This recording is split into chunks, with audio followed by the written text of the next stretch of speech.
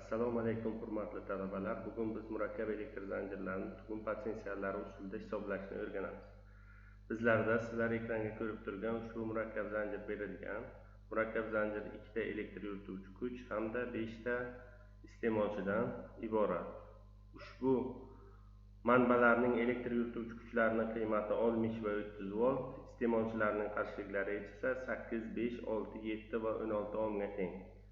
Ushbu qarshiliklardan o'tuvchi tarmoq toklarini va shu toklarning to'g'ri topilganligini tekshirish maqsadida quvvatlar balansini hisoblaymiz. Buning uchun dastlab biz elektr zanjirga mavjud bo'lgan 4 ta tugunni hisobga olib, elektr zanjirini hisoblashda manbalarning ichki qarshiligi va bog'lovchi simlarning qarshiligi hisobga olinmaganligi uchun 3 va 4 tugunlarning elektr potensiali tengligini aniqlaymiz. Shundan so'ng ularning potensialini 0 ga tenglashtirib olamiz. So'ngra tugunlararo tarmoq o'tkazuvchanliklarini hisoblaymiz. Buning uchun birinchi tugunni tashkil qiluvchi tarmoqlarning elektr o'tkazuvchanligini qo'shamiz. Bu qiymat 0.492 Siemensga teng bo'ladi.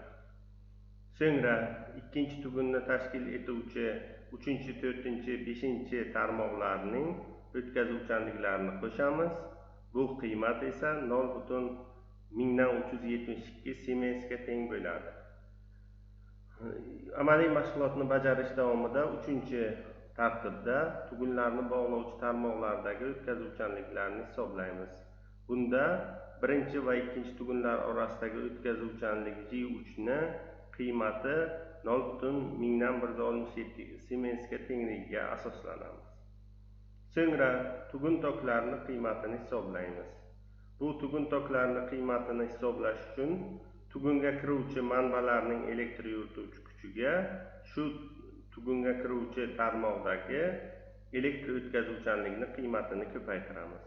Shunga asosan birinchi tugunning toki 7,5 amperga, ikkinchi tugunning toki esa 1.875 amperga teng bo'ladi. So'ngra murakkab elektr zanjirlarini hisoblashning tugun potensiallar usuli bo'yicha muvozanat tenglamalarini tuzamiz. Bunda qaysi tugun uchun muvozanat tenglamasini tuzayotgan bo'lsak, o'sha tugunni elektr potensialiga shu tugunning elektr o'tkazuvchanligini ko'paytiramiz hamda shu tugun bilan bog'liq bo'lgan tugunni potensialiga shu tugunlararo o'tkazuvchanligini ko'paytirib ayiramiz. Shu qiymat shu tugunning tokiga teng bo'ladi. Shu qoidaga asosan biz birinchi va ikkinchi tugunlar uchun tugun potensiallar usuli bo'yicha muvozanat tenglamalarini tuzdik.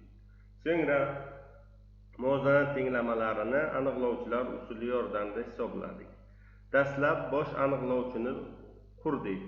Bosh aniqlovchini tuzish uchun birinchi va ikkinchi muvozanat tenglamalar sistemasidagi birinchi va ikkinchi elektr potensiallar oldidagi koeffitsiyentlar olinadi. Shu koeffitsiyentlar asosida bosh aniqlovchining qiymati topildi. Bu qiymat 0.1155 ga teng bo'ldi. So'ngra bosh aniqlovchining minorlarini hisobladik.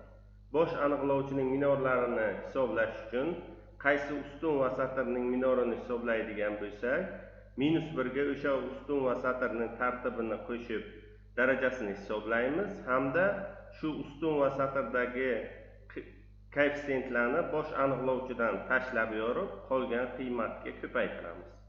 Xuddi shu tartibda 1,1 minorimiz 0.372 ga, 2,1 va 1,2 minorlarimiz 0.167 ga, 2,2 minorimiz 0.492 ga teng bo'ldi. So'ngra elektr potensiallarning qiymatini ushbu tenglama bo'yicha aniqlaymiz. Demak, qaysi tugunning elektr potensialini hisoblaydigan bo'lsak, o'sha minoriga nisbatan bosh aniqlovchisini bo'lib, o'sha tugunni tokiga ko'paytiramiz. Xuddi shu tartibda birinchi va ikkinchi tugunlarning elektr potensiallarini hisobladik. Bu qiymatlar 20 va 14 voltga teng bo'ldi. So'ngra ushbu murakkab elektr zanjiri